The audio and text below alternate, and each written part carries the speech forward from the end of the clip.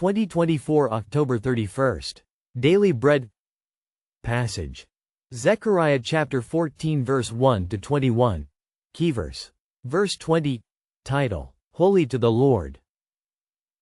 A day of the Lord is coming, Jerusalem, when your possessions will be plundered and divided up within your very walls.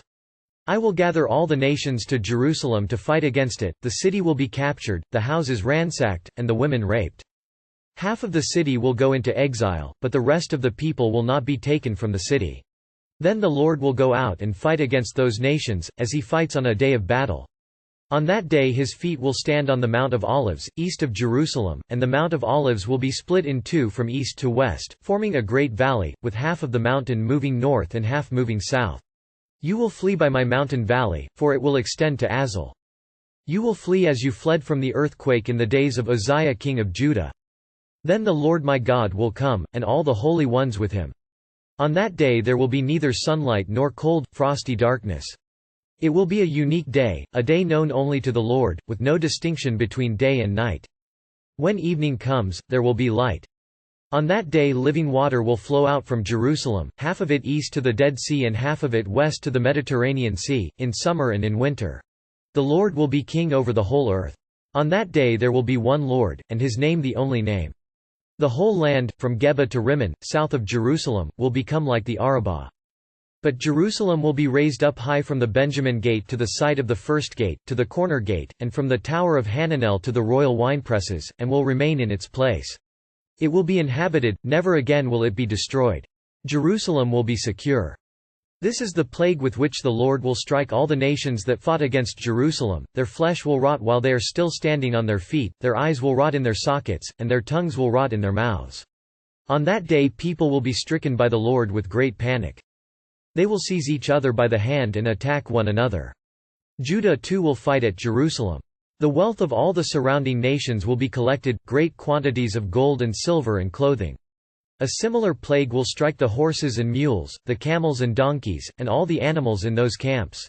Then the survivors from all the nations that have attacked Jerusalem will go up year after year to worship the King, the Lord Almighty, and to celebrate the Festival of Tabernacles. If any of the peoples of the earth do not go up to Jerusalem to worship the King, the Lord Almighty, they will have no rain. If the Egyptian people do not go up and take part, they will have no rain. The Lord will bring on them the plague he inflicts on the nations that do not go up to celebrate the Festival of Tabernacles. This will be the punishment of Egypt and the punishment of all the nations that do not go up to celebrate the Festival of Tabernacles. On that day holy to the Lord will be inscribed on the bells of the horses, and the cooking pots in the Lord's house will be like the sacred bowls in front of the altar. Every pot in Jerusalem and Judah will be holy to the Lord Almighty, and all who come to sacrifice will take some of the pots and cook in them. And on that day there will no longer be a Canaanite in the house of the Lord Almighty. The final prophecies of Zechariah are that the day of the Lord is coming. People suffer due to the bondage of sin. The power of sin is so great that people lose power. Their soul is captured and ransacked. People go into exile. People cannot face the sin and the power of the devil. But our answer is Jesus himself. The Lord will go and fight against our enemy, the devil. On that day, living water will flow from Jerusalem. Jesus became our living water that cleanses and fills our hearts with overflowing water. Jesus became the king over the whole earth. He won the ultimate victory over Satan on the cross. Jesus said, "It is finished." On that day, there will be, "Holy to the Lord," inscribed on horses' bells. The cooking pots in the Lord's house will be like the sacred bowls on the altar. We all will be holy to the Lord. When Jesus comes, we will be holy to the Lord and be used by God for his glory. May our life be holy to the Lord and be used by him for his glory. Prayer. Lord, please help our life to be holy to the Lord and serve the purpose you have for us. One word. Holy to the Lord.